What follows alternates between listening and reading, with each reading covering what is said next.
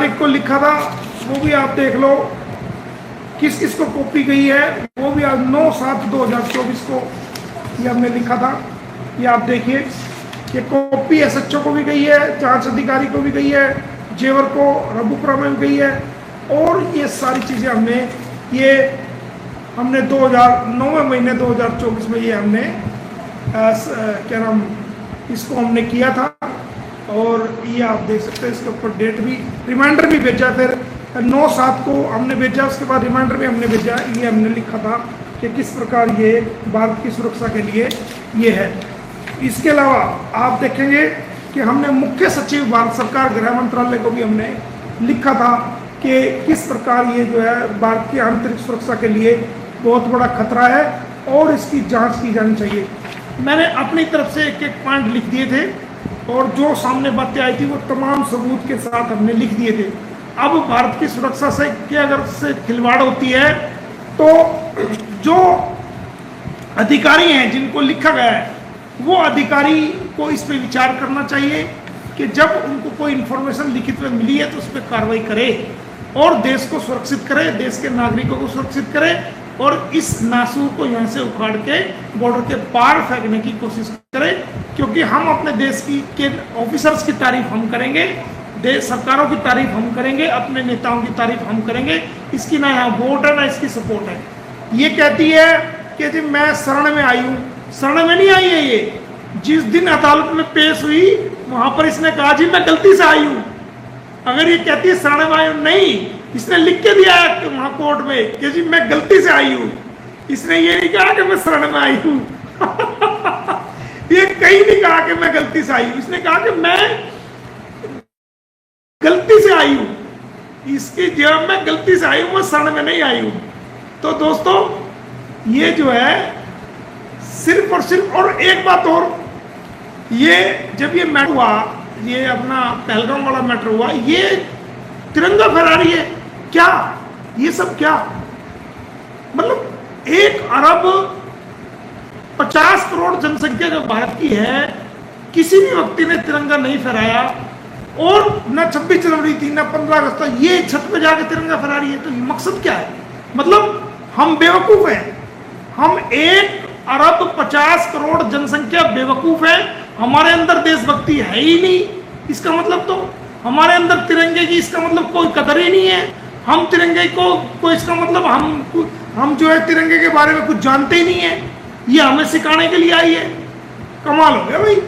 मतलब 1 अरब 50 करोड़ जनसंख्या पे ये इलीगल आई हुई तिरंगा फहरा रही है और हमें दिखा रही है कि तुम सब बेवकूफ हो। यानी हम भारतीय बेवकूफ है? हमारी जनसंख्या 1 अरब 50 करोड़ है तो हम बेवकूफ है क्या? हैं? क्यों फहराया इसने भाई? और मैं तो कहता हूं कि अपने नापाक हाथों से हमारे तिरंगे को ना हाथ लगाए तो ज्यादा बेहतर है। इलीगल आई हुई सीमा हैदर अपने नापाक हाथों से हमारे तिरंगे को हाथ ना लगाए तो ज्यादा बेहतर है। हमारे तिरंगे को नापाक करने की कोशिश ना करे। इलीगल आई हुई सीमा हैदर हमारे तिरंगे को हाथ ना लगाए, बिल्कुल भी हमें बुरा लगेगा। नापाक अपने नापाक हाथ हमारे पाक तिरंगे को, हमारे शुद्ध तिरंगे को, हमारे आदरणीय तिरंगे को हाथ ना लगाए तो ज्यादा बेहतर है। क्योंकि आपके हाथ लगाने से हमारे तिरंगे की शान में जो आप गुस्ताखी कर रही हैं वो काबिले माफी नहीं है। दूसरे देश का व्यक्ति तब हाथ लगा सकता है तब उसको भारत की नागरिकता मिल जाए, तब उसको राइट मिलता है। नागरिकता का मतलब यही है कि अगर भारत की नागरिकता मिली है तब उसको तिरंगा फहराने का राइट है, तिरंगे को हाथ लगा सकता है। वरना तो इलीगल आई हुई ये लेडी हमारे तिरंगे को नापाक हाथ नहीं लगा सकती, नहीं लगा सकती, नहीं लगा सकती। इसको कोई राइट नहीं है हमारे तिरंगे को हाथ लगाने का। बल्कि ये insult to the national flag की श्रेणी में आता है। अगर कोई ऐसा व्यक्ति जो इलीगल आया हुआ है वो हमारे भारत में आकर के तिरंगे को हाथ लगाए तो नेशनल, ये insult to the national flag की श्रेणी में आता है। सजा दी जानी चाहिए ऐसे लोगों को जो अपने नापाक हाथ को हमारे तिरंगे को हाथ लगाए।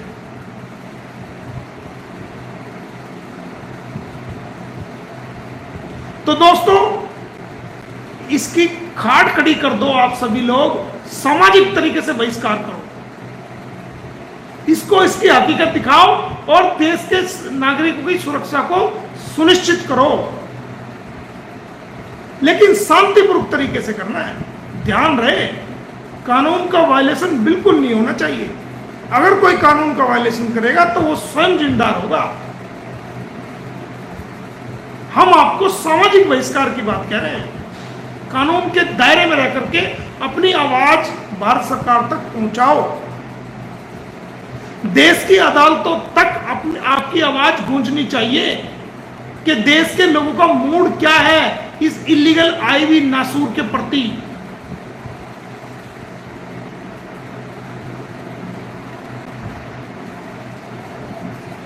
देश के मूड को भाप लें हमारी अदालतें कि देश के लोगों का क्या मूड है इसके प्रति, और वो रंग लाएगी आपकी मेहनत।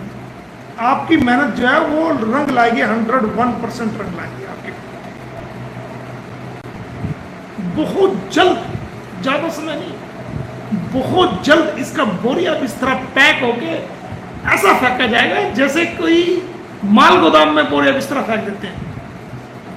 माल गोदाम होता ना, कोई बेकार सी चीज, कूड़े का दान देखा या कोई डस्टबिन में जिस प्रकार कूड़े को फेंका जाता है, इसी प्रकार जो है इसके बोरिया बिस्तरे को ऐसे फेंकेंगे। याद रखेगी ये।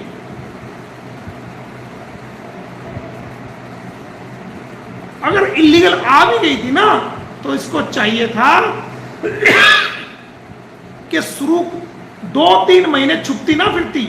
इसको चाहिए था कोर्ट में सरेंडर करती और कहती कि जनाब मुझे वहां जान का खतरा था, ये था, मैं भारत में आई हूं और मैं सरेंडर करती हूं, कोर्ट में आना चाहिए।